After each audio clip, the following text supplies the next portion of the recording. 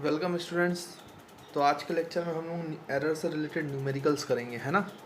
अब ये न्यूमेरिकल्स हमें करना है तो आपको पिछले लेक्चर में बताया गया था कि पावर रूल एरर्स में कैसे लगाते हैं और इन्वर्स रिलेशन कैसे लगाते हैं। और पिछले बार हमने ये वाला क्वेश्चन किया था, ऊपर वाला, है ना। आज उससे आगे हम कंटिन्यू कर रहे हैं और आज का जो पहला न्यूमेरिकल है उसको मैं रीड करता हूँ, समझा देता हूँ आपको क्या बोल रहा है। The time period of oscillation of simple pendulum is t is equals to 2π√L/g, है ना बच्चों। तो एक सिंपल पेंडुलम होता है। सिंपल पेंडुलम आप जानते हो कि यहाँ से एक रिजिड सपोर्ट से अगर हम एक स्ट्रिंग को हैंग कर दें और यहाँ पे एक छोटा सा स्फीयर लगा दें, जिसको हम क्या बोलते हैं बच्चों, बॉब बोलते हैं, है ना। जिसको हम बॉब बोलते हैं, उसका मास m होता है ना। तो यहाँ से उस पर g acceleration due to gravity लग रही होती है। अब इस पेंडुलम को आप ऐसे आगे धक्का दे दो तो ये आगे जाएगा। अब ये जहाँ से चालू हुआ है वो आपकी कौन सी पोजीशन हो गई बच्चों, मीन पोजीशन। तो मीन पोजीशन से ये पेंडुलम आगे जाएगा, फिर पीछे आएगा, फिर मीन पोजीशन से और पीछे जाएगा, फिर आगे आएगा, फिर मीन पोजीशन पे आएगा। तो ये इस तरीके से जब आगे जाकर पीछे से फिर आगे आता है तो ये वन ऑसिलेशन है ना। यानी एक कंप्लीट साइकिल है। उसके बाद फिर ये अपने ऑसिलेशन को रिपीट करता रहेगा। ऐसे बहुत सारे ऑसिलेशन होते जाएंगे, है ना बच्चों। तो ये जो आगे जाकर वापस एक ऑसिलेशन कंप्लीट करता है तो इसमें कुछ समय लगता है। उस समय को हम time period of simple pendulum बोलते हैं और उसका फॉर्मूला है 2π√L/g। अब ये फॉर्मूला कैसे आता है, तो ये आपको जब हम NCERT में 14 चैप्टर पढ़ेंगे ऑसिलेशंस तो उसमें सीखेंगे, वहाँ पे निकाला जाता है, डिराइव किया जाता है ये फॉर्मूले को, है ना। अभी तो आप फॉर्मूला याद रखें। फिर उन्होंने कहा है अब L क्या है, तो लेंथ ऑफ द स्ट्रिंग है और G acceleration due to gravity है। अब उस क्वेश्चन में कहा गया है measured value of L, length की जो मीजर्ड वैल्यू है स्ट्रिंग की वो 20.20 सेंटीमीटर है ना। और नोन टू 1 mm एक्यूरेसी, इसका मतलब उसका लीस्ट काउंट कितना है बच्चों, 1 mm है। 20.0 से भी हमें पता चल रहा है कि उसका लीस्ट काउंट 1 mm है और उसने दे भी दिया है। एंड टाइम फॉर 100 ऑसिलेशन, जो ऐसे 1 2 3 4 ऐसे कितने ऑसिलेशन परफॉर्म करता है बच्चों, 100 ऑसिलेशन, उसका हमने टाइम नापा हुआ है। 100 ऑसिलेशन का टाइम है, ये जो टाइम पीरियड है ये एक ऑसिलेशन का है। और 100 ऑसिलेशन का टाइम जो मेज़र किया गया है वो 90 सेकेंड्स है, यूजिंग रिस्ट वॉच को यूज़ करते हुए ऑफ 1 सेकेंड रेजोल्यूशन। यानी उसका लीस्ट काउंट, रिस्ट वॉच का लीस्ट काउंट 1 सेकेंड है। वो 1 सेकेंड से कम नहीं नाप पाता, 1 सेकेंड मिनिमम नाप पाता है ना। तो लीस्ट काउंट आपको दे दिया 1 सेकेंड। उसके बाद बोला what is the accuracy in determining G, तो जी को डिटरमाइन करने में कितनी एक्यूरेसी रखी गई है, तो आपको देखो ऑप्शन परसेंटेज में दी गई है ना। तो जो हमें रिजल्ट है वो परसेंटेज एरर के फॉर्म में निकालना है। ये बात अपन को समझ में आती है। अब हम क्या करेंगे, इसको सॉल्यूशन करेंगे। तो देखो सॉल्यूशन में जो टाइम पीरियड है वन ऑसिलेशन का, एक ऑसिलेशन का टाइम पीरियड 2π√L/g है। लेकिन जो हमें टाइम दिया है बच्चों t 90 सेकेंड, वो कितना दिया है, तो वो 100 ऑसिलेशन का दिया है। तो एक ऑसिलेशन का टाइम पीरियड t है तो 100 ऑसिलेशन का टाइम पीरियड 100 × t हो जाएगा। तो ये स्मॉल t से रिप्रेजेंट कर दिया है ना। अब ये स्मॉल t की मीजर्ड वैल्यू आपको दी है बच्चों, कितनी दी है, 90 सेकेंड्स, है ना। तो 90 प्लस माइनस जो मैक्सिमम परमिसेबल एरर है, मैंने आपको जब थ्योरी लेक्चर पढ़ाया था एरर का तब मैंने आपको बताया था कि कई बार क्वेश्चंस में आपको एरर मेंशन नहीं करेगा तो वहाँ पे लीस्ट काउंट होगा, उस लीस्ट काउंट से आपको उसकी एरर लेनी है। तो मैक्सिमम पॉसिबल एरर है वो लीस्ट काउंट को मान लेना है, मैंने ऐसा बताया था। तो देखो रिस्ट वॉच की लीस्ट काउंट कितनी, 1 सेकेंड, तो हम +-1 लिख सकते हैं ना बच्चों, ये सेकेंड्स में। वैसे ही आप लेंथ देखो तो लेंथ का मेजरमेंट कितना है, 20.0 और प्लस माइनस कितना है बच्चों इसका, 0.1 है ना। 1 mm मतलब 0.1 सेंटीमीटर, क्योंकि हम यहाँ पे सेंटीमीटर में लिखा है। तो देखो हमने L और T दोनों की रीडिंग लिख ली, G हमें निकालना है और T कितना है बच्चों, 100 × T। तो हम यहाँ पे लिख लेते हैं, देखो ऐसे यहाँ पे सॉल्व कर लेते हैं। तो ये आपका T इज इक्वल टू कितना हो गया बच्चों, 100 × T, और T की वैल्यू कितनी है बच्चों, 2π। T की वैल्यू कितनी है, 2π√L/g। अब देखो ये 100 और इंटू 2π ये सब कांस्टेंट है, तो हम इसको एक कांस्टेंट मान लेते हैं k। तो ये आपका आ जाएगा k √L/g, है ना। एक कांस्टेंट मान लिया क्योंकि 100 भी कांस्टेंट, 2 भी कांस्टेंट और पाई भी कांस्टेंट। अब देखो बच्चों दोनों साइड स्क्वायरिंग करो क्योंकि हमें तो g का फॉर्मूला बनाना है। तो दोनों साइड स्क्वायर करोगे तो टी स्क्वायर हो जाएगा, ये के स्क्वायर हो जाएगा और ये एल बाई जी हो जाएगा। तो देखो यहाँ से बच्चों जी की वैल्यू क्या आएगी, जी को इधर ले गए तो ये आ जाएगा के स्क्वायर एल बाई टी और उसका square L by T square है ना बच्चों। तो जी इज इक्वल टू के square L by T square, ये आ गया फॉर्मूला हमारा। अब फॉर्मूला बनने के बाद क्या है, हमें परसेंटेज एरर चाहिए, तो भाई लगा low power rule. Power rule तो हमें आता ही है ना बच्चों। तो यहाँ पे मैं फिर से लिख देता हूँ, जो हमारे पास जी की वैल्यू आई वो कितनी है बच्चों, के स्क्वायर, के क्या है कांस्टेंट है, एल और टी को मैं ऊपर ले लेता हूँ तो टी की पावर -2 है ना, टी को मैंने ऊपर ले गया तो -2 आ गया। अब पावर रूल लगा लो। अब हम क्या लिख सकते हैं इसमें, relative error delta g upon g is equals to, देखो जब आप एरर निकाल रहे होते हो तो कौन नहीं आता है, पावर रूल में मैंने बताया था कांस्टेंट का एरर कंसीडर नहीं होगा, कांस्टेंट का कोई एरर ही नहीं होगा तो कंसीडर क्यों होगा, तो के नहीं आता एरर्स में है ना, रिलेटिव एरर में। फिर इसका relative error delta L by L और एल की पावर 1 है तो 1 से मल्टीप्लाई है ना बच्चों, और प्लस इसकी पावर -2 है लेकिन यहाँ पे प्लस में ही मल्टीप्लाई होगा ना, तो 2 into delta T by T है ना, तो ये आ गया। ठीक है बच्चों, तो इस तरीके से हम निकाल सकते हैं। अब आपको परसेंटेज एरर चाहिए, परसेंटेज एरर इन जी, तो इस पूरी वैल्यू को किससे मल्टीप्लाई कर दो, रिलेटिव एरर को भाई 100 से मल्टीप्लाई कर दो तो आपको परसेंटेज एरर इन जी मिल जाएगी, क्योंकि ऑप्शन तो हमारे पास वही है। तो यहाँ पे percentage error in g is equals to कितना हो जाएगा बच्चों, ये डेल्टा एल की वैल्यू कितनी है देखो यहाँ से, ये है 0.1 तो ये हो जाएगा 0.1 डिवाइड बाई 20 है ना, और प्लस यहाँ पे जब आप इसको सॉल्व करोगे तो टी डेल्टा टी की वैल्यू कितनी बच्चों 1 सेकेंड और टी है 90 तो ये हो जाएगा 2 इंटू 1/90 है ना। तो इस तरीके से हम लिख लेंगे, और इंटू कितना बाहर परसेंटेज एरर के लिए 100। अब ये डाटा आपको सॉल्व करना है, जब ये डाटा आप सॉल्व करके देखोगे तो परसेंटेज एरर इन जी जो आएगा वो आएगा बच्चों 2.72%। अब 2.72% तो आपका ऑप्शन में ही नहीं है एक, तो आप क्लोज वाला देखोगे, देखो 2.72 बहुत ज़्यादा क्लोज है 3 के, तो आप इसको अप्रॉक्सीमेटली इक्वल्स टू लिख सकते हो बच्चों कितना 3%। तो आपका कौन सा ऑप्शन सही हो जाएगा बच्चों, सी वाला।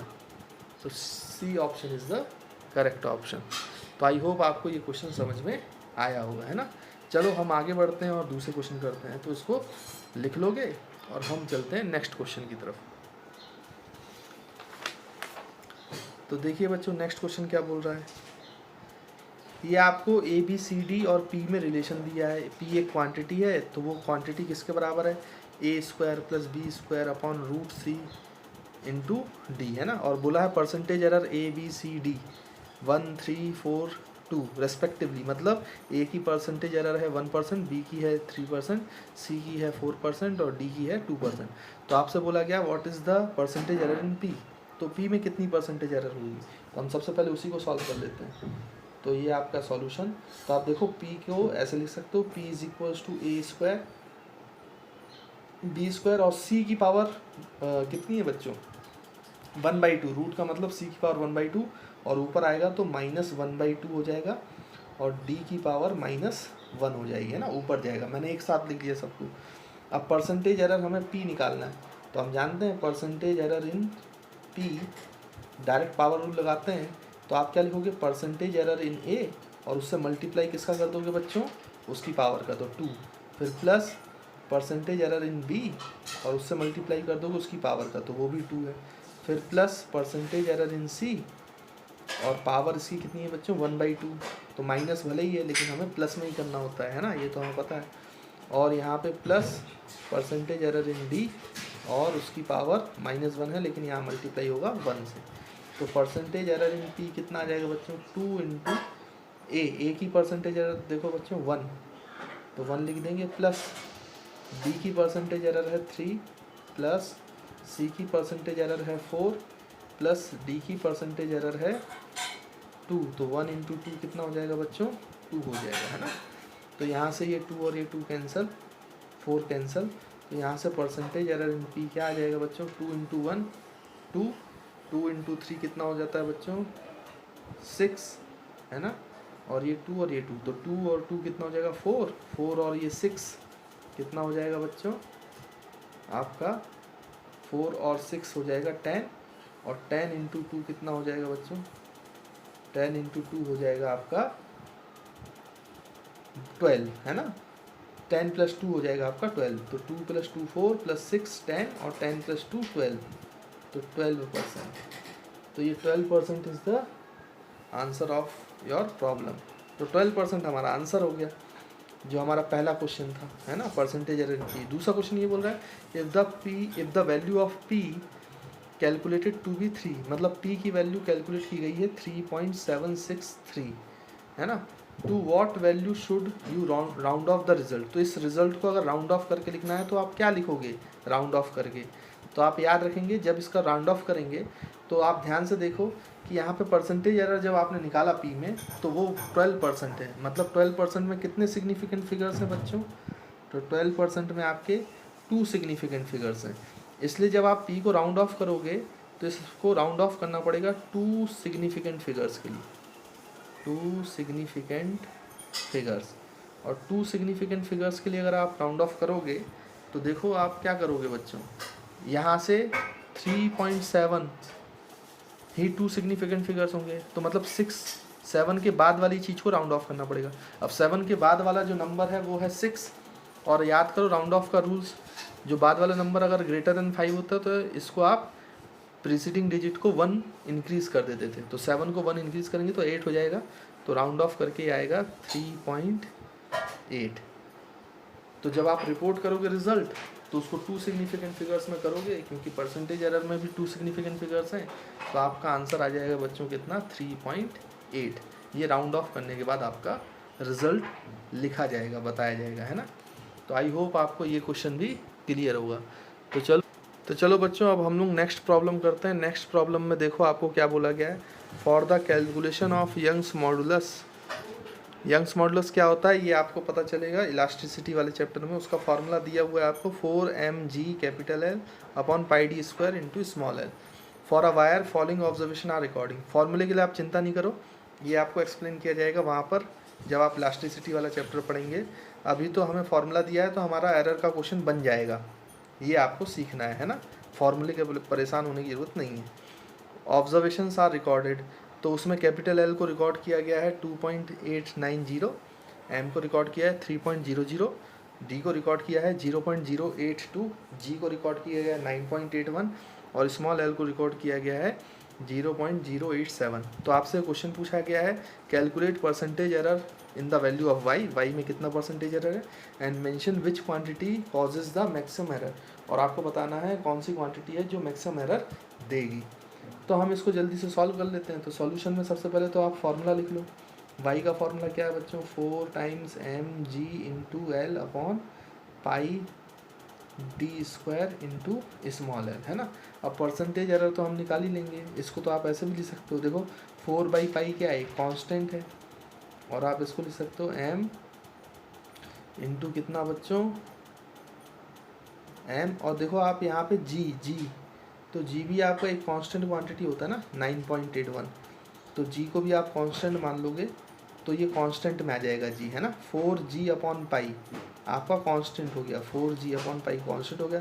तो क्या बचेगा बच्चों, K M capital L by D square into small L, है ना। तो हमने ऐसे लिख लिया। अब देखें अब इसको कैसे सॉल्व करेंगे, तो हमें तो एरर चाहिए, तो एरर के लिए हमें पावर रूल लगाना पड़ेगा। तो पावर रूल क्या करेंगे अपन, कैसे लगाएंगे, देखो सबसे पहले तो हम सबकी रीडिंग लिख लेते हैं, है ना। रीडिंग लिखना बड़ा ज़रूरी है।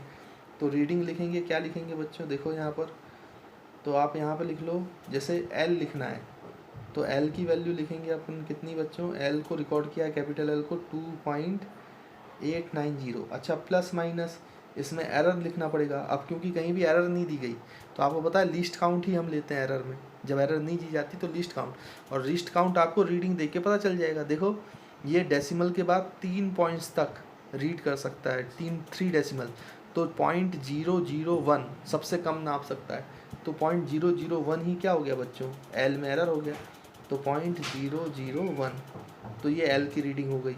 वैसे ही हम क्या कर सकते हैं बच्चों, एम की रीडिंग लिख सकते हैं। तो एम कितना हो गया 3.00 प्लस माइनस, देखो 0.00 ये बता रहा है कि ये कम से कम कितना नाप सकता है एम में, 0.1 है ना। तो इसका लीस्ट काउंट हो गया 0.01, तो ये डेल्टा एम आ गया। उसके बाद आप डी भी ऐसे लिख सकते हो ना, जल्दी जल्दी लिख देते हैं, अब आपको दिक्कत नहीं है। 0.082, तो इसका लीस्ट काउंट होगा 0.001 है ना।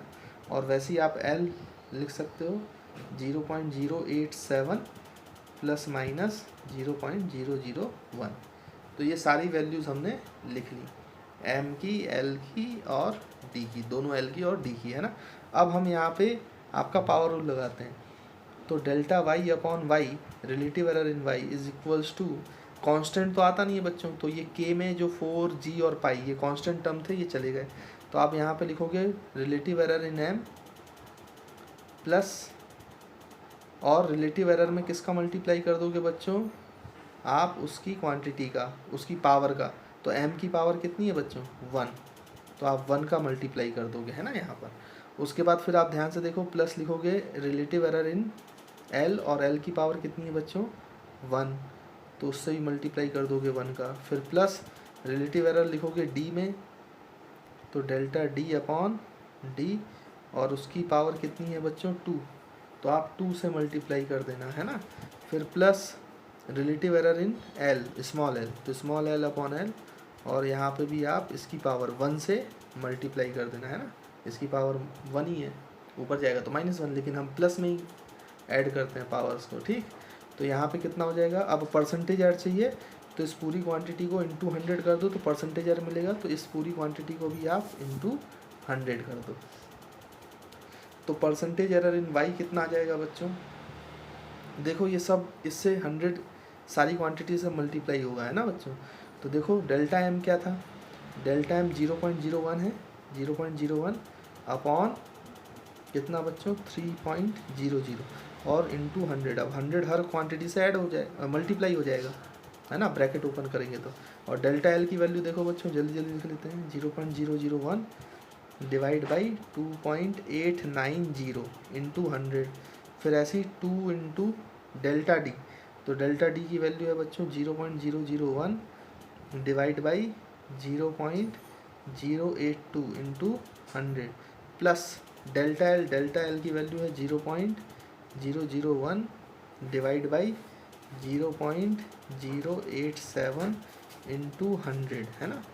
तो इस तरीके से लिख लेंगे। तो परसेंटेज एरर इन वाई क्या आ जाएगा, देखो एल में परसेंटेज एरर इसको कैलकुलेट करोगे तो आ जाएगा, तो जब आप इसको कैलकुलेट करोगे तो ये आएगा 0.333%। तो एल में परसेंटेज एरर इतना है।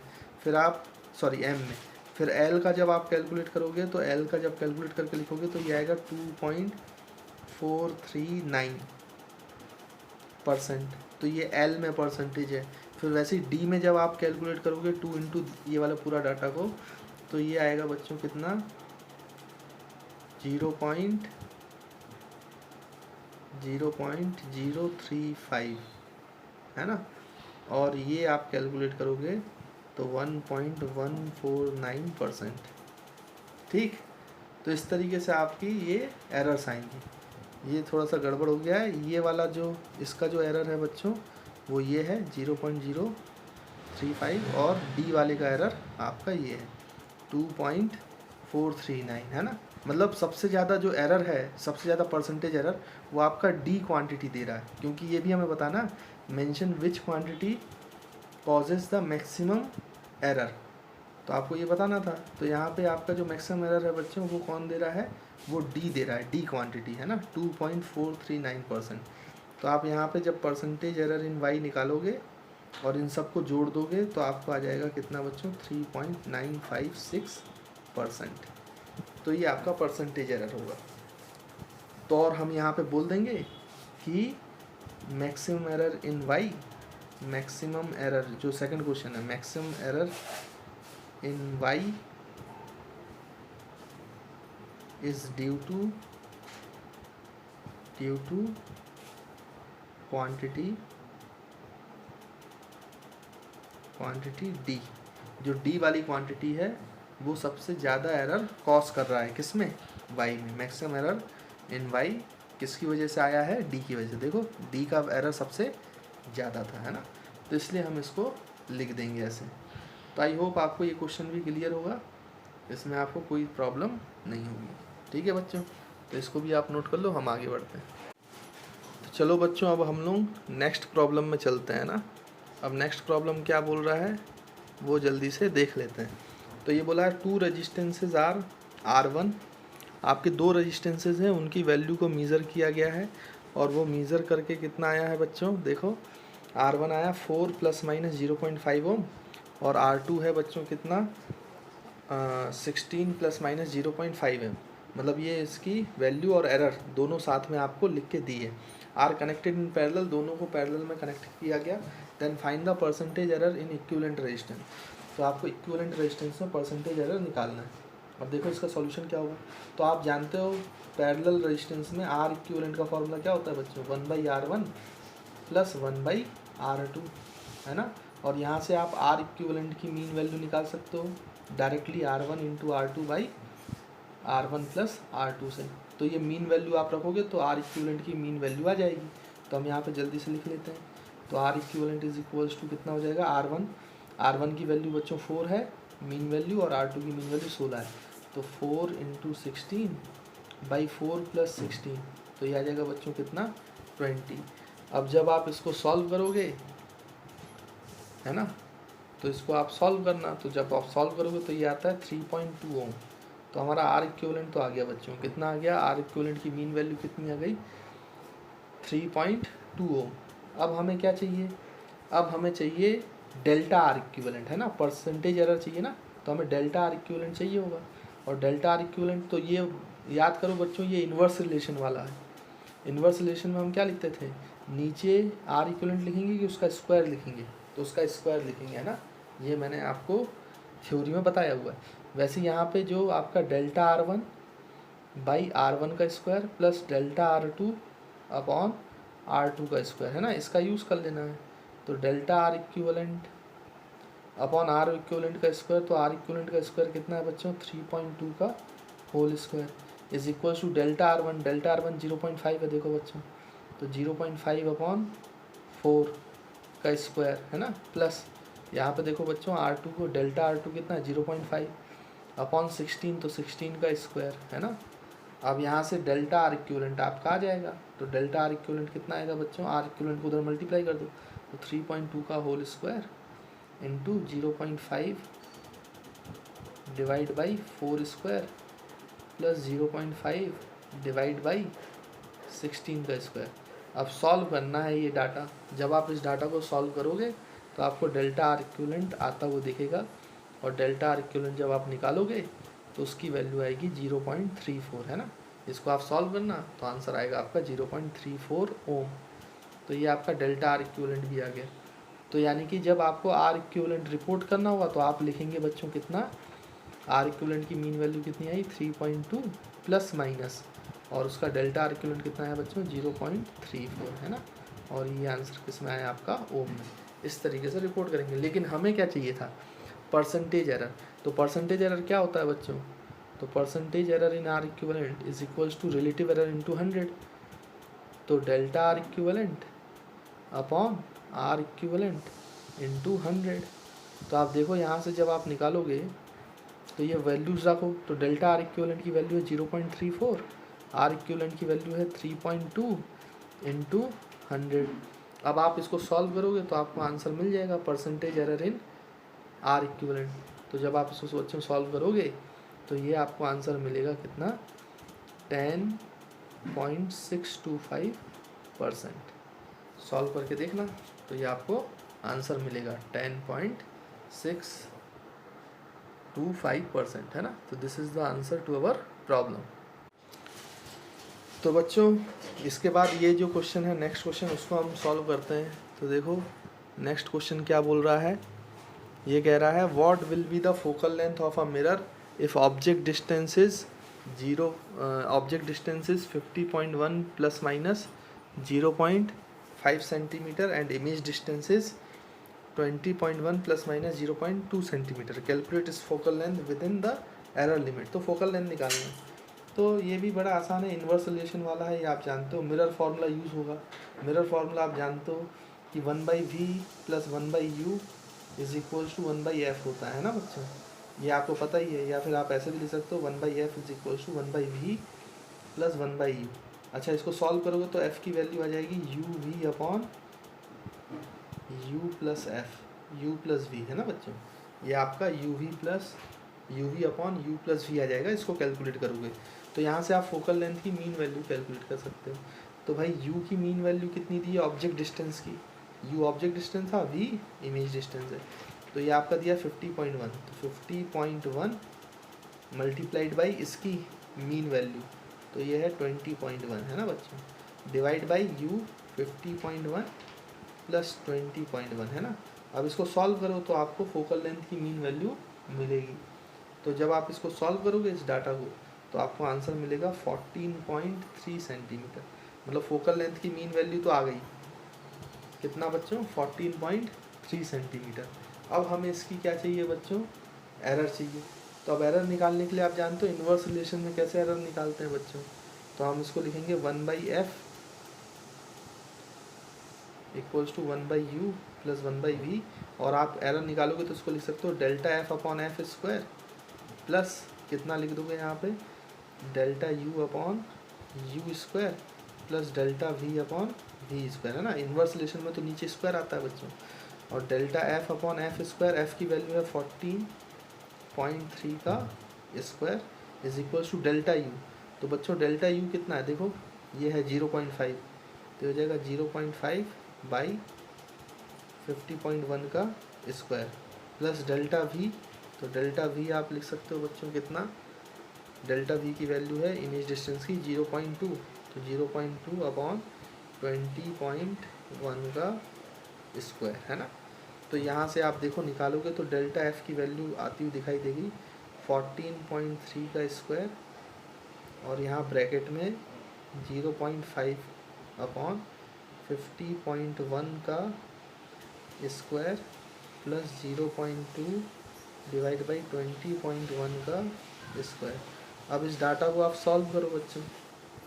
जब इस डाटा को आप सॉल्व करोगे तो जो ΔF होगा वो आपको मिलेगा कितना बच्चों, 0.4 सेंटीमीटर है ना, 0.4 सेंटीमीटर राउंड ऑफ करने के बाद जब आप इसको लिखोगे तो ये मिलेगा आपको 0.4 सेंटीमीटर। इसका मतलब जो हमारी फोकल लेंथ की रीडिंग हुई बच्चों वो कितनी हुई, इसकी मीन वैल्यू कितनी है 14.3 सेंटीमीटर, और प्लस माइनस आपका कितना एरर आया है 0.4। तो ये हमारी फाइनल रीडिंग है किसकी, एरर की। तो ये फोकल लेंथ है with in the error limit ±0.4 centimetre. तो आई होप आपको क्वेश्चन समझ में आए होंगे। पावर रूल के क्वेश्चन मैंने करा दिए आपको, मैंने आपको इन्वर्स रिलेशन के क्वेश्चन करा दिए, और इस तरीके से आपको कोई भी क्वेश्चन पूछे जाएंगे तो आपको बनने चाहिए। बस एक बात मैं आपको बता दूं कि एरर के क्वेश्चन, देखो एरर के क्वेश्चंस को सिग्निफिकेंट फिगर्स के साथ ही मिलाया जाता है। मतलब सिग्निफिकेंट फिगर्स के क्वेश्चन अलग से नहीं पूछेगा आपसे, एरर के क्वेश्चन में आपको सिग्निफिकेंट फिगर्स का यूज़ करना पड़ेगा, राउंडिंग ऑफ के रूल्स आपको यूज़ करने पड़ेंगे, और आगे चलकर एरर के सवाल बहुत अच्छे हो जाते हैं जब इसमें वर्नियर कैलिपर और स्क्रू गेज के कंसेप्ट लगेंगे। अभी वो डिवाइसेस आपको पढ़ाई नहीं गई, लेकिन आपको जब पढ़ाई जाएंगी तो आप देखेंगे कि एरर के सवाल में वर्नियर कैलिपर और स्क्रू गेज के भी कंसेप्ट लग जाते हैं। फिर सवाल थोड़ा सा वहाँ पर अच्छा हो जाता है, लेकिन कंसेप्चुअली चलेंगे तो आपको कोई दिक्कत नहीं होगी। तो हमारा एरर एनालिसिस लगभग यहाँ पे ख़त्म हो जाता है। एरर की बात अब वर्नियर कैलिपर और स्क्रू गेज के साथ की जाएगी, है ना बच्चों। बाकी एरर का मैक्सिमम हम जिस टाइप के क्वेश्चन पूछे जा सकते हैं उस टाइप के हमने क्वेश्चंस कर लिए हैं ना। तो आज के लिए इतना ही, अब मिलेंगे नेक्स्ट क्लास में।